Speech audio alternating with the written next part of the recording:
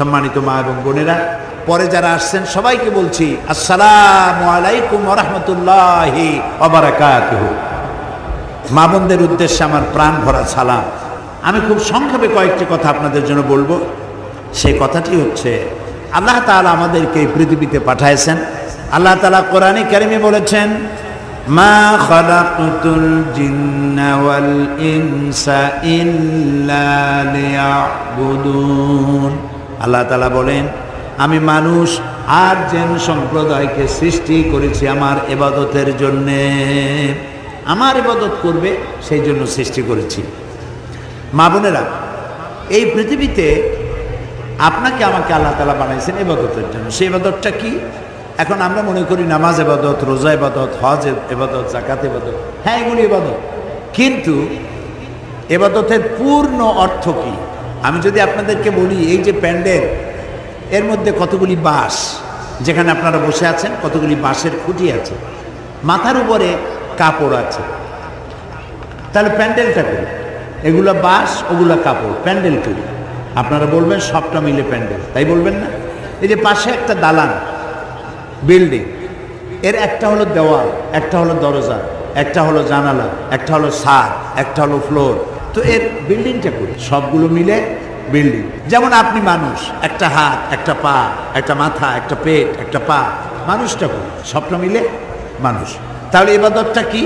ইবাদত হলো, মা বোনেরা, ইবাদত হলো আল্লাহর হুকুম মাফিক জীবনযাপন করার নামই হলো ইবাদত। সুবহানাল্লাহ বলো। আল্লাহ যা নিষেধ করেছেন তার থেকে ফিরে থাকা ইবাদত, আল্লাহ যা আদেশ করেছেন সেটা মানা ইবাদত। প্রত্যেক মাসে নামাজ তো সারা জীবন করতে হবে বালেগ হওয়ার পর, কিন্তু প্রতি মাসে মা বোনদের একটা সময় আসে যখন তাদের নামাজ পড়া লাগে না। ওই যে সময়টুকুন আসে, এই সময় নামাজ না পড়াটা ইবাদত। সুবহানাল্লাহ বলেন। এই সময় নামাজ না পড়াটা আপনার জন্য ইবাদত, কারণ আল্লাহ নিষেধ করেছেন এই সময় নামাজ পড়তে। আর বাকি নামাজ আপনি পড়বেন। রোজা সারা বছর রাখেন, ইবাদত হবে, কিন্তু ঈদের 2 দিন রোজাটা না রাখাটাই ইবাদত, যেহেতু আল্লাহ নিষেধ করেছে।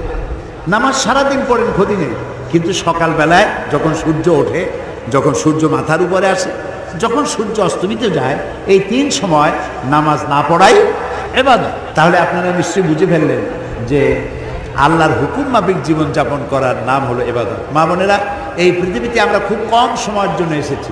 এই যে আপনারা যারা এখানে আসছেন, আপনাদের মধ্যে কেউ তো কচি শিশু, এখানে আসছে কচি শিশু মায়ের কোলে, কেউ কিশোরী, কেউ তরুণী, কেউ যুবতী, কেউ পরিণত বয়স্কা, কেউ বার্ধক্যে পৌঁছে গেছে।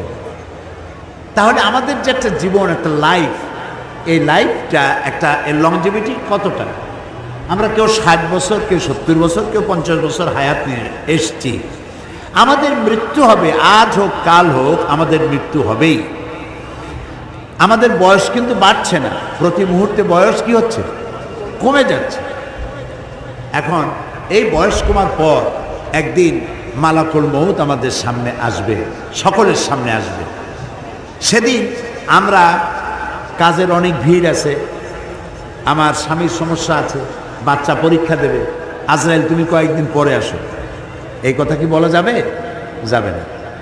তো আমাদের সব সময়ের জন্য রেডি থাকতে হবে, সব সময়ের জন্য। নবী করিম সাল্লাল্লাহু আলাইহি সাল্লাম বলেছেন, যখন সকাল হবে ফালা তান্তাজিরিল মাসা, যখন সন্ধ্যা হবে তখন, যখন সকাল হবে সন্ধ্যার অপেক্ষা করো না, যখন সন্ধ্যা হবে তখন পরে সকালের অপেক্ষা করো না, এর মধ্যেই তোমার মৃত্যু হয়ে যেতে পারে। মা বোনেরা, এই বাড়িটা কি সুন্দর করে সাজাইছেন, আপনার ঘরটা, ড্রয়িং রুমটা কত সুন্দর করে সাজাইছেন। ওইখানে আমেরিকান ডল আছে, চাইনিজ ডল আছে, পুতুল আছে, তারপরে শোপিস আছে, বহুত কিছু আছে। একজেল কোরআন শরীফ কি আছে বাংলায় তর্জমা করা? তাফসির কি আছে? তাফহিমুল কোরআন কি রাখছেন? ইসলামী সাহিত্য কি রেখেছেন? ইসলামী ফিকহ কি রাখছেন? মহিলাদের বহুত মসলা মাসাইল আছে যা পুরুষের কাছে জিজ্ঞেস করতে লজ্জাবোধ করেন। এ ধরনের প্রশ্নগুলির জবাব আছে ফিকহের মধ্যে। আপনি কি সেই ফিকহ গুলি দেখেছেন? বাংলা ভাষায় পাওয়া যায়। আপনি তা রাখেন নাই, সন্তানকে দিন শিখান নাই, ইমান শিখান নাই, নিজেও শেখেন নাই, সৌন্দর্য চর্চা করে রাস্তায় ঘুরে বেরিয়েছেন, আমলনামায় গুনাহ হয়েছে। মরে যাওয়ার পর মা বোনেরা লক্ষ্য করুন, যখন মারা যাবেন তখন কি হবে? তখন কিন্তু স্বামী, মা বাবা, সন্তান সবাই কাঁদবে, আর এই কান্দাকাটি করে আর মুরব্বীরা বলবে তাড়াতাড়ি বিদায় করো, তাড়াতাড়ি বিদায় করো। তো গোসল দেওয়া হবে, আপনাকে 5 টুকরা কাপড় পরানো হবে, সোনাদানা খুলে নেওয়া হবে, এরপরে কবর খোঁড়া হবে, কবরের পাশে নিয়ে যাওয়া হবে, কবরের মধ্যে রেখে দিয়ে তারপরে ওর উপরে বাঁশ দিবে, তারপরে কলাপাতা দিবে, তারপরে মাটি দিয়ে চিরকালের জন্য ঢেকে দিয়ে সবাই চলে গেল। কেউ সাথে যাবে না, স্বামীও যাবে না, সন্তানও যাবে না, ঘর বাড়িও যাবে না। এখন 2 জন ফেরেশতা আসবে, জিজ্ঞেস করবে মান রব্বুকা ওমা দীনুকা ওমান নবিয়ুকা, তোমার রবকে, তোমার দিনকে, তোমার নবীকে। যদি এই পুরুষ এবং নারী ঈমান নিয়ে যদি মারা যেয়ে থাকে, মৃত্যুর সময় যদি পড়ে থাকে লা ইলাহা ইল্লাল্লাহু মুহাম্মাদুর রাসূলুল্লাহ, সবাই পড়েন লা ইলাহা ইল্লাল্লাহু মুহাম্মাদুর রাসূলুল্লাহ, কালেমা পড়ে মওত হয়ে গেল। রাসূলুল্লাহ বলেছেন মৃত্যুর সময় কলেমা নিয়ে ঈমান নিয়ে মরতে পারলে জান্নাতে চলে যাবে। সুবহানাল্লাহ, আমরা বলি সুবহানাল্লাহ। তো এখন কালেমাটা উচ্চারণ করে মরতে পারে নাই, ঈমান নিয়ে মরতে পারে নাই। তো কবরে যাওয়ার সাথে সাথে যখন জিজ্ঞেস করবে মান রব্বুকা, তোমার রবকে, সে বলবে আমি জানি না, আমি জানি না আমার রবকে। ওমান নবিয়ুকা, তোমার নবীকে, বলবে যে আমি জানি না। তারপরে বলবে তোমার নবীকে, বলে চিনি না। এরপরে আযাব শুরু হয়ে যাবে। আর যদি ঈমান নিয়ে যদি মারা যায়, জিজ্ঞেস করবে মান রব্বুকা, তোমার রবকে, বলবে রব্বি আল্লাহ, আমার রব আল্লাহ। তাকে প্রশ্ন করা হবে আমা দীনুকা, তোমার দিন কি? বলবে দীনুনাল ইসলাম, আমার দিন হলো ইসলাম। ওমান নবিয়ুকা, তোমার নবীকে, বলবে নবিয়ুনা মুহাম্মাদুর রাসূলুল্লাহ সাল্লাল্লাহু আলাইহি ওয়াসাল্লাম। সবাই বলেন সাল্লাল্লাহু আলাইহি ওয়াসাল্লাম। এরপরে রসুলকে দেখানো হবে, মা বোনেরা, কবরের ভিতরে রসুলকে দেখানো হবে। আর জিজ্ঞাসা করা হবে মা কুনতা তাকুলু ফি হাযার রাজুল, এই লোকটি সম্পর্কে তোমাদের ধারণা কি, তোমার ধারণা কি? বেঈমান বলবে আমি তো চিনি না উনি কে। আর ইমানদার বলবে ইনি তো আমার রাসূল মুহাম্মদুর রাসূলুল্লাহ সাল্লাল্লাহু আলাইহি ওয়াসাল্লাম। আল্লাহ রাব্বুল আলামিন কবরবাসীর জন্য গায়েব থেকে আওয়াজ দেওয়া হবে, আল্লাহর পক্ষ থেকে বলা হবে ফাফরিসু বিল জান্নাহ ওয়ালবিসু বিল জান্নাহ, ও আমার ফেরেশতারা, আমার এই কবরওয়ালার জন্য, এই বান্দা বা বান্দির জন্য জান্নাতের পোশাক পরায় দাও, আর জান্নাতের বিছানা বিছায়া দাও। সুবহানাল্লাহ। আর বলা হবে আমার এই বান্দা বান্দি চোখ যদ্দূর যায়, ইলা মাদ্দা বাসারিহি, যদ্দূর চোখ যায় তদ্দূর এই কবরটাকে প্রশস্ত করে দাও। তারপর বলা হবে নম কানাউমুল আরুস, দুলামিয়া যেমন বাসর সজ্জায় আরামে ঘুমায় যায়, তুমিও সেভাবে ঘুমায় যাও, ইলা ইয়াউমিল কিয়ামা, কিয়ামত পর্যন্ত ঘুমায় যাও। সুবহানাল্লাহ। মা বোনেরা, এই মৃত্যু যেন ঈমানের মৌত হয়, সেজন্য আপনাদেরকে দিন ও ঈমানের উপরে চলতে হবে। আর মনে রাখতে হবে মেয়ে লোকদেরকে আল্লাহ বেশি ফ্যাসিলিটি দিয়েছেন। মেয়ে লোকদেরকে এই যে নারী নীতিমালা, কেয়ারটেকারের আমলে একটা নারী নীতিমালা বাইর হয়েছিল, আমরা এটার বিরোধিতা করেছি। নীতিমালা তোমরা বানাইতে কেনা, নীতিমালা তো কোরআন শরীফে আল্লাহ দিয়ে দিয়েছেন। আল্লাহ তো এমন কিছু নাই যা কোরআনে বলেন নে। মেয়ে লোকে কি পাবে, তার অধিকার কতটুকু, সব কোরআন শরীফে বলা হয়েছে। কোরআনের নীতিটাই মুসলমানদের জন্য জরুরি। সুবহানাল্লাহ। সেই জন্য মা বোনেরা, মহিলারা যখন গর্ভবতী হয়, যখন স্বামী কর্তৃক গর্ভবতী হলো, পেটের ভিতরে সন্তান আসছে, তখন তার শরীরের কিছুটা পরিবর্তন আসে, মুখে রুচি থাকে না। এই যে মুখে রুচি নাই, খাইতে পারে না, যতদিন পর্যন্ত খেতে পারে না, মুখে রুচি নাই, ততদিন পর্যন্ত ইবাদত করলে, রোজা রাখলে পরে যত সওয়াব হতো, আল্লাহ রাব্বুল আলামিন এই সওয়াব ওই মায়ের আমলনামায় লিখে দেন। এরপরে বাচ্চা পেটের মধ্যে নড়াচড়া করে, মা ঘুমাতে পারে না, মা ঘুমাতে পারে না, যতদিন পর্যন্ত এই অবস্থা থাকে রাত জেগে জেগে ইবাদত করলে যত সওয়াব হতো সমস্ত সওয়াব আল্লাহ তাআলা আমুল্লামায় লিখে দিবেন। মায়ের দাম কত বেশি, আপনার দাম। আপনি মেয়ে লোক, আপনার মসজিদে যাওয়া বাধ্যতামূলক নয়, পুরুষের জন্য ওয়াজিব। আপনার আজান দেওয়ার দরকার নাই, আপনার ইকামত দেওয়ার দরকার নেই। আল্লাহ অনেক সহজ করেছেন আপনার জন্য, অনেক সহজ জান্নাতে যাওয়া পুরুষের তুলনায়। আর মর্যাদা কত বেশি চিন্তা করতে পারি না, কত মর্যাদা আল্লাহ আপনাদের দিয়েছেন। সাহাবী জিজ্ঞেস করেছেন, ইয়া রাসূলুল্লাহ, খেদমত করব কার? হুজুর বলেন তোমার মায়ের, আর কার? তোমার মায়ের, তারপরে কার? তোমার মায়ের, তারপরে কার? তোমার পিতার। তাহলে বাপের চাইতে মায়ের মর্যাদা কয় গুণ দিলেন রাসূলুল্লাহ? 3 গুণ বাড়াই দিলেন। সুবহানাল্লাহ। আমি প্রায় জায়গায় বলি, আমরা পুরুষ, আমাদের পায়ের তলায় জুতা বা স্যান্ডেল, আর আপনারা মায়ের জাতি, আপনাদের পায়ের তলে সন্তানের জান্নাত রেখে দিয়েছেন আল্লাহ তাআলা। কত সম্মান আপনার, এই মর্যাদা আপনার। এই পৃথিবীতে ফেরাউন নমরুদরা, তারা বলে, ফেরাউন এবং নমরুদরা বলেছে, আনা রাব্বুকুমুল আ'লা মা আলিমতু লাকুম মিন ইলাহিন গায়রি। আমি জানি না আমি ছাড়া আর কোনো ইলাহ আছে কিনা, আর আমার চাইতে শক্তিশালী কে আছে। একথা নমরুদ বলেছে, ফেরাউন বলেছে, হামান বলেছে, সাদ্দাত বলেছে, পুরুষরা বলেছে, কোনো মেয়ে লোক বলে নাই। বরং মেয়ে লোকের মর্যাদা দেখুন। সর্বপ্রথম ঈমান আনার প্রশ্ন যখন উঠল রাসূলের কাছে, সর্বপ্রথম ঈমান আনলেন যিনি, তিনি একজন মহিলা, তার নাম হযরতে খাদিজাতুল কুবরা রাদিয়াল্লাহু তাআলা আনহা। যখন শহীদ হওয়ার প্রশ্ন উঠল, ইসলামের জন্য রক্ত দেওয়ার দরকার হলো, সর্বপ্রথম যিনি রক্ত দিলেন তিনি হযরতে সুমাইয়া রাদিয়াল্লাহু তাআলা আনহা।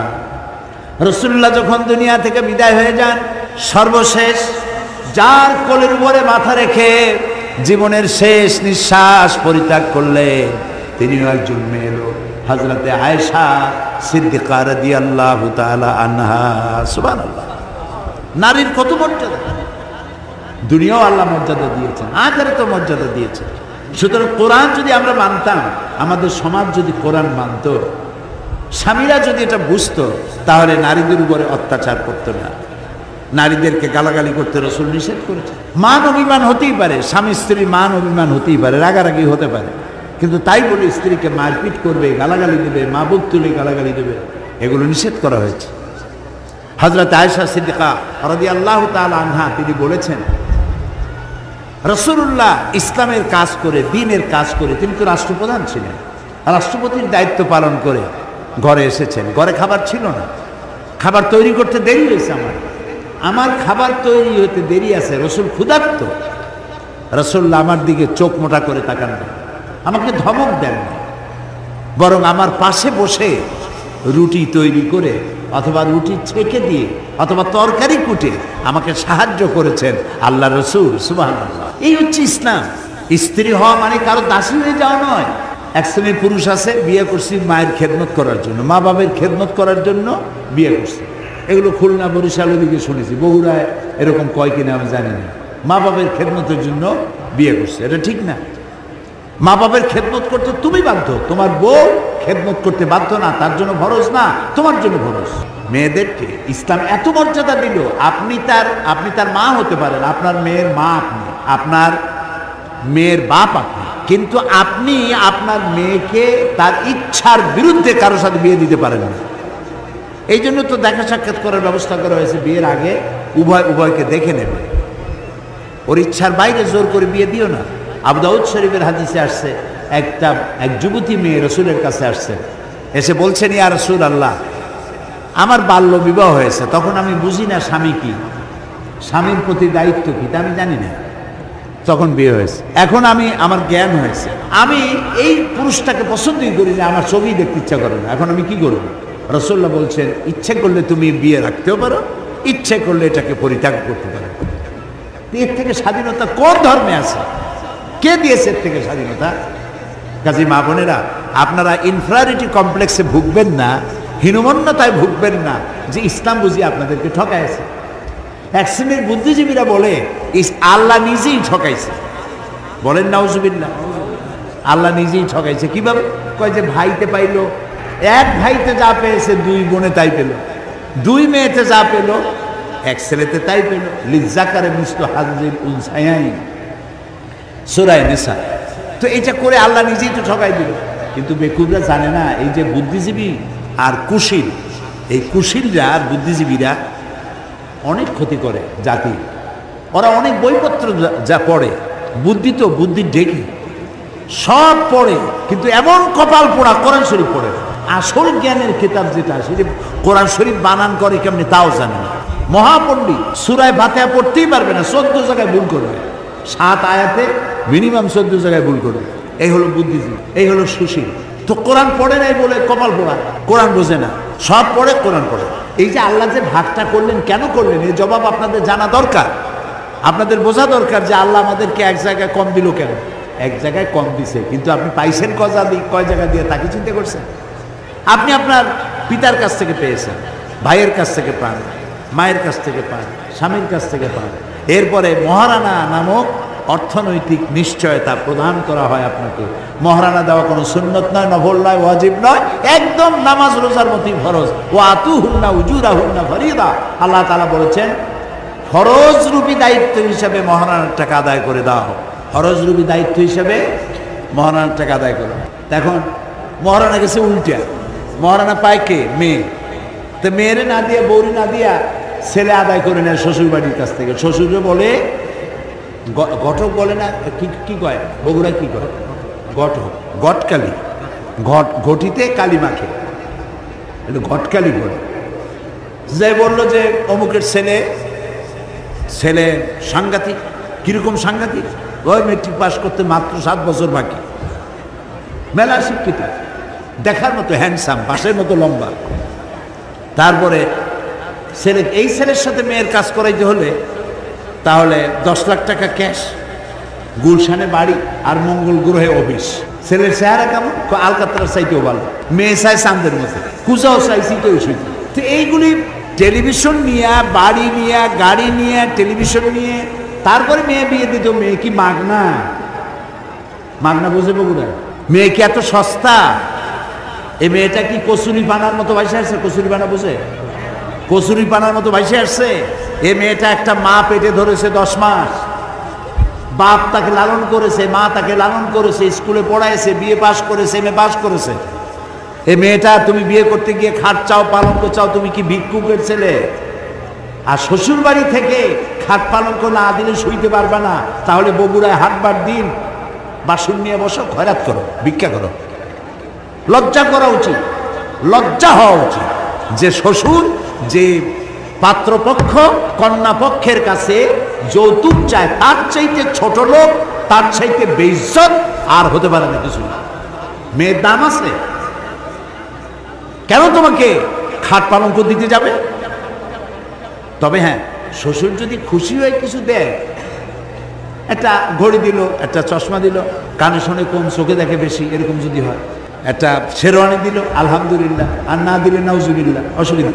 মেয়ের দাম আছে, তার মর্যাদা আছে। তা সে পায়, বললাম কি, অনেক জায়গা দিয়ে পায়, অনেক জায়গা দিয়ে। আর ছেলে পায় কোত্থেকে বলে? মাত্র এক জায়গা দিয়ে, বাপের কাছ থেকে পায়। আর কারো কাছে ছেলের পাওনা নেই, খরচ সব ছেলে। মেয়ের কোনো খরচ নাই, পায় 5-6 জায়গা দিয়া, খরচের কোনো খাত নাই। বাড়িতে শ্বশুর বাড়ি মেহমান আসবে, খাওয়াবে কে? স্বামীতে খাওয়াবে। ছেলে পরীক্ষা দেবে, মেয়ে পরীক্ষা দেবে, ফি দেবে কে? স্বামীতে দেবে। অসুখ হয়েছে, চিকিৎসা করাবে কে? স্বামীতে দেবে। তো স্ত্রীর ইনকাম আছে, আয় আছে, পয়সা আছে, সব আছে, খরচের খাত আল্লাহ দেন নাই, তোমার কোনো খরচ নাই। এমনকি এই কোরআন শরীফ, এই কোরআন শরীফ আল্লাহ তাআলা বলেছেন, তুমি যদি তোমার স্ত্রীকে পর্বত সমতুল্য অঢেল সম্পদ যদি দাও, কণা মাত্র তার থেকে ফেরত নিও না। স্ত্রীকে শুধুই দাও, নিও না তার কাছ থেকে কিছু, তার কোনো খরচ নেই। এরপরেও প্রশ্ন থেকে যায় যে সব জায়গায় তো পাইলাম, বাপের কাছ থেকে একটু কম পাইলাম কেন? একটু প্রশ্ন হইতে পারে। সেই প্রশ্নের জবাবও খুব সহজ, যেটা আল্লাহ তাআলা এই জন্য করেছেন, ভাগটা যদি সমান হতো তাহলে তো স্ত্রী, ওই স্বামী সব বেশি কিনে নিয়ে আসতো, বাধ্য করতো স্ত্রীকে, তোর বাপের বাড়িতে যা পাইছিস সব বেশি আন। তো বেশি আনতো, এখন আর কিছু নাই, ঘটনাচক্রে স্বামী মারা গেছে অথবা তালাক দিয়ে দিয়েছে, তখন এই মেয়ে লোকটা কোথায় গিয়ে দাঁড়াবে? এরকম একটা অকারেন্স ঘটতে পারে, বিপদ হতে পারে, এটা কে জানে? আল্লাহ জানে। সেই জন্যই ছেলেকে একটা ভাগ বেশি দিয়ে রাখছে আল্লাহ তাআলা, যাতে করে তোমার বোন যদি বিপদে পড়ে, তোমার এক ভাগ বেশি দেওয়া হলো, বোনটাকে তুমি লালন করো। সুবহানাল্লাহ। মানুষ তো অনেক জায়গায় ঘর জামাই থাকে, ঘর জামাই কোনো ভদ্রলোক ঘর জামাই থাকে না।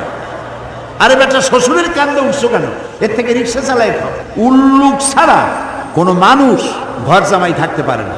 ঘর জামাই তো বাংলাদেশে আছে, কিন্তু ঘর শ্বশুর আছে। শ্বশুর বুড়ো হয়ে গেছে, আর যাবে কোথায়? জামাই বাড়ি যেয়ে উঠছে, এরকম হয়েছে কোথাও? শ্বশুর খয়রাত করে খাবে, ভিক্ষা করবে, তবুও জামাই বাড়ি গিয়ে থাকবে না, ঠিক না? এখন এখন মাও বুড়ো হয়েছে, বাপও বুড়ো হয়ে গেছে, যাবে কই? আল্লাহ তাআলা ছেলেকে এক ভাগ বেশি দিয়ে রাখছে, তোর মা বাপরে খাওয়াবি, পড়াবি, যত্ন করবি, এক ভাগ বেশি দিছি। সুবহানাল্লাহ। ইসলাম এখানে অপূর্ণ করে নাই মা বোনেরা, আপনাদেরকে সব জায়গায় আল্লাহ তাআলা জিতায় দিয়েছে। এখন দুনিয়া আপনি সব পেয়েছেন, যেটুকু পান নাই সেটুকুন ইসলামী সমাজ ব্যবস্থা কায়েম নাই বলে আপনি পান নাই। ইসলামী সমাজ ব্যবস্থা যদি কোনো দিন সৌভাগ্যক্রমে আল্লাহ তাআলা এই জমিনে দেন, তাহলে আপনারা আপনাদের অধিকার ফেরত পাবেন। আমার মা বোনেরা যারা দাঁড়ানো আছেন, মোনাজাতের জন্য সবাই বসেন। মোনাজাতের জন্য সব মা বোনেরা বসবেন। বসে মোনাজাত করা হলো আদব। আল্লাহুম্মা আমিন। রব্বানা যালামনা আনফুসানা ওয়া ইল্লাম তাগফির লানা ওয়া তারহামনা লানাকুনান্না মিনাল খাসিরিন। রব্বানা লা তুজিগ কুলুবানা বা'দা ইয হাদাইতানা ওয়া হাব লানা মিন লাদুনকা রাহমাতান ইন্নাকা আনতাল ওয়াহ্হাব।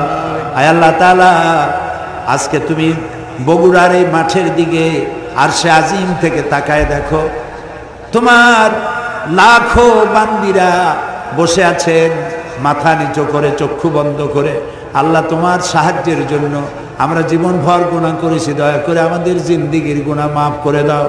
এই হাজার হাজার মহিলারা কত কষ্ট করে রান্না বান্না ফেলে, সংসারের কাজ ফেলে মাহফিলে এসেছে তোমাকে জানার জন্য, তোমার নবীকে জানার জন্য, ইসলামকে জানার জন্য। আল্লাহ, দয়া করে সকলের গুনাহ খাতাকে মাফ করে দাও। আমাদের মধ্য থেকে যাদের মা বাপ দুনিয়া থেকে বিদায় হয়ে গেছে, কবরগুলিকে জান্নাতের টুকরা বানায়া দাও। রব্বির হামহুমা কামা রব্বায়ানি সগীরা। সবাই পড়েন, রব্বির হামহুমা কামা রব্বায়ানি সগীরা। আয় আল্লাহ তাআলা, তোমার যত বান্দিরা এখানে এসেছেন, আল্লাহ তাআলা কার কি অসুখ বিসুখ আছে তুমি জানো। আল্লাহ, প্রত্যেকের রোগ ব্যাধি মাফ করে দাও। অনেকের বিয়ে হয়েছে, বছরের পর বছর চলে যায়, বাচ্চা হয় না। শাশুড়ির মুখ কালো, শ্বশুরে গালাগালি করে, স্বামীতে চোখে দেখতে পারে না। আল্লাহ, তুমি দয়া করে মেহেরবানি করে নিঃসন্তানীকে সন্তান দান করে দাও। যাদের ছেলে মেয়ে বড় হয়েছে, বিয়ে দিতে পারে না, আল্লাহ বিবাহের ব্যবস্থা করে দাও। যাদের স্বামী স্ত্রীর ভিতরে মনোমালিন্য, ভালোবাসা নাই, তাদের ঘর ভালোবাসা দিয়ে ভরে দাও। আল্লাহ, প্রত্যেকের ঘরকে দিনের ঘর বানাও, ইমানের ঘর বানাও। আল্লাহ, প্রত্যেক স্বামী স্ত্রীকে আল্লাহ দিনদার, ইমানদার, নামাজি, পরহেজগার বানাইয়া দাও। রব্বুল আলামিন, কিয়ামতের দিন 3000 বছর ধরে তুমি জাহান্নামের আগুনকে উত্তপ্ত করেছো। কিয়ামতের মাঠে আল্লাহ, তুমি দয়া করে আমাদের জন্য জাহান্নামের আগুন হারাম বানাইয়া দিও। আল্লাহ, তোমার জান্নাতে যাও আমাদের জন্য ওয়াজিব বানাই দিও। রব্বুল আলামিন, যত মা বোনেরা হাত তুলেছেন, আল্লাহ তাআলা তুমি দয়া করে জীবনে একবার কাবা শরীফ চোখে দেখার তৌফিক দিয়ে দিও। মদিনায় রসুলের কাছে গিয়ে সালাম দেওয়ার তৌফিক দান করে দিও। রব্বুল আলামিন, অনেকে দোয়া চেয়েছেন রসুলকে স্বপ্নে দেখার জন্য। আল্লাহ, তুমি দয়া করে জীবনের ভিতরে একটা রাতে রসুলের সঙ্গে স্বপ্নে জিয়ারত নসিব করে দিও। রব্বুল আলামিন, মা বোনেরা বহুত কষ্ট করে এসেছেন, আল্লাহ তাদের সমস্ত কষ্ট দূর করে দাও। যার যে অসুখ আছে, রোগ আছে, ব্যাধি আছে, সকলের রোগ ব্যাধি আল্লাহ তুমি মাফ করে দাও। আল্লাহ তাআলা ছায়ায় জায়গা না পেয়ে মা বোনেরা অনেক জায়গায় রৌদ্রের মধ্যে কষ্ট করছে। আল্লাহ, কিয়ামতে আরশের নিচে আমাদের ছায়া দিয়ে দিও। আমি কয়েকটা সেকেন্ড আপনাদের জন্য ছেড়ে দিলাম। মাথা নিচু করে, চক্ষু বন্ধ করে আপনারা যার যার কথা আল্লাহকে বলেন। আল্লাহ দোয়া কবুল করবেন, দোয়া কবুল করবেন, দোয়া কবুল করবেন ইনশাআল্লাহ।